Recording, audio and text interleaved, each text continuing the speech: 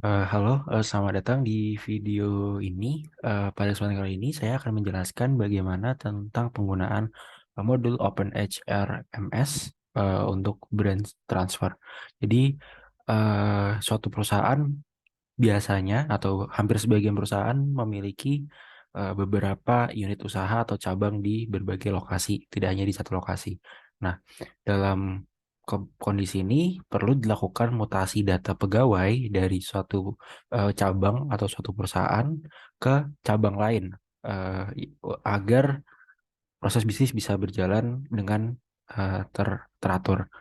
Nah, dalam video kali ini perlu untuk melakukan dan menjalankan Open HRMS Balance Transfer harus ada beberapa eh, kondisi yang disesuaikan terlebih dahulu. Untuk saat ini, modul ini belum saya install, jadi kondisinya hanya terdapat menu employee pada bagian menu. Di sini tidak terdapat apapun, dan di sini saya telah membuat dua orang eh, karyawan, di mana orang pusat sebagai branch manager dan Sales Bagus sebagai karyawannya. Nah, hal yang pertama harus dilakukan adalah pertama kita harus melakukan setup eh, perusahaan atau unit usaha atau cabang yang akan kita eh, gunakan untuk nantinya mensimulasikan penggunaan branch transfer. Sebagai namanya branch transfer, berarti setidaknya harus ada dua unit usaha atau dua cabang yang terdaftar pada aplikasi Odoo. Kita bisa melakukan pengaturan melalui bagian settings, kemudian user dan pilih companies. Nah, di sini terdapat dua perusahaan, yaitu adalah Laut Angkasa Headquarter dan Surabaya. Jika kita klik yang HQ ini, peran company-nya itu 0. Nah, sedangkan kalau kita masuk ke bagian yang Surabaya, itu peran company-nya adalah Laut Angkasa Headquarter. Nah, eh, di bagian ini, jika kita misalkan akan membuat suatu eh, perusahaan baru, kita bisa klik create, kemudian tulis data-data di sini. Nah, kemudian parent company-nya bisa dituliskan di bagian ini. Jika nanti menu parent company tidak muncul, maka save saja terlebih dahulu, kemudian lakukan edit. Nanti biasanya parent company-nya akan muncul di bagian eh, yang seharusnya. Jadi memang ada beberapa kondisi di mana field parent company-nya tidak muncul. Seperti itu.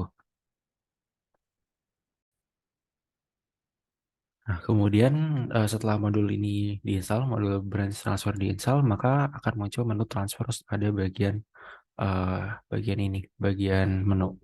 Nah, kita sudah membuatkan skenario. Di sini disenariokan bahwa eh, PT Laut Angkasa ini memiliki dua kantor ya, satu kantor pusat di Depok dan satu kantor cabang di Surabaya. Nah, kemudian skenario kedua itu ada seorang sales bernama Sales Bagus yang akan dimutasi ke Surabaya dari kantor kantor kantor pusat. Kita masuk ke daftar employee di headquarter, ini ada Sales Bagus. Dia merupakan eh, karyawan dari eh, kantor pusat yang akan dipindahkan ke Surabaya. Kemudian eh, nantinya di Surabaya, Sales Bagus akan bekerja di bawah pemimpin cabang dengan nama Joko Bowo. Nah, untuk merubah merubah eh,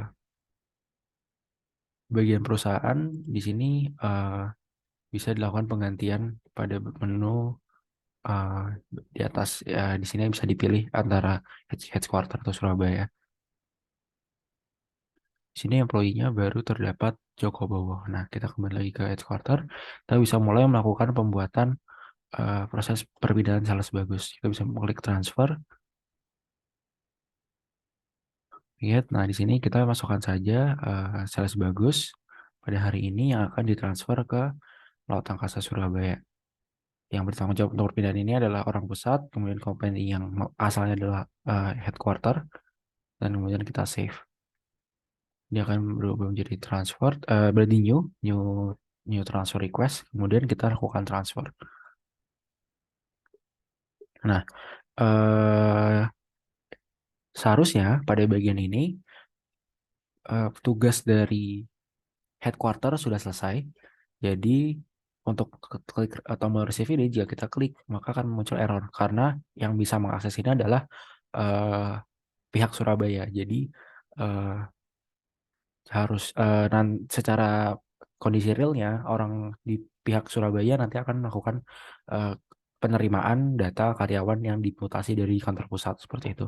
Namun karena orang pusat ini memiliki allowance untuk eh, melakukan perubahan di kedua perusahaan, maka kita cukup mengubah bagian eh, ininya saja, bagian kantornya saja. Nah, jika kita cek di bagian employee, sorry, di bagian user, dia ada pengaturan terkait ke, ya ini allowed companies-nya, dia berhak untuk mengatur sistem Surabaya dan sistem kantor pusat seperti itu. Kemudian kita arahkan ke, kita pindahkan sistem ini ke sistem milik Surabaya. Dan kemudian di Surabaya sudah masuk data sales bagus, namun di bagian employee hanya eh, Joko Bowo saja yang menjadi karyawan. Kemudian kita selesaikan proses transfer ini, kita terima, pihak Surabaya menerima perpindahan karyawan dari kantor pusat. Kemudian kita tuliskan misalkan sales bagus. Oke, berdasarkan skenario nanti dia akan berada di bawah berada di bawah pimpinan eh, Bapak Joko Bowo tadi ya. Oke, pertamanya misalkan sales, spesifikasinya misalkan jadi eh, kepala departemen sales. Kemudian kontrak type-nya pegawai tetap. Di sininya cara responsibel cara responsibelnya masih berada di bawah eh, Bapak di orang pusat ya, karena dia masih berada dalam satu naungan perusahaan. HR-nya masih dikelola oleh pihak pusat. Dan salary-nya di sini kita misalkan akan digaji 10 juta di Surabaya. Kemudian kita save. Kemudian kita klik running.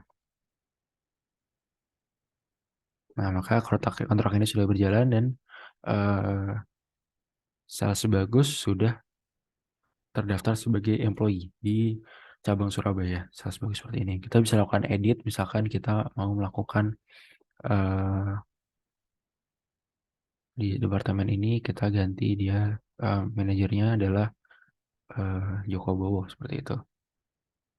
Dan posisinya kita pindahkan jadi head of sales ke Surabaya seperti itu sebagai karyawan tetap dan data-data lain yang bisa diisi. Di sini lihat bahwa alamatnya sudah berubah menjadi alamat Surabaya. Oke, dengan ini Joko Bowo beralih dari ke di bawah orang pusat menjadi di bawah Bapak Joko Bowo. Itu, dan dengan ini Surabaya sudah memiliki dua sales sales bagus sudah berpindah ke Surabaya, dan di headquarter eh, employee sudah tidak ada. Jadi hanya seorang pusat. Nah, demikian yang dapat saya sampaikan. Semoga bermanfaat. Terima kasih.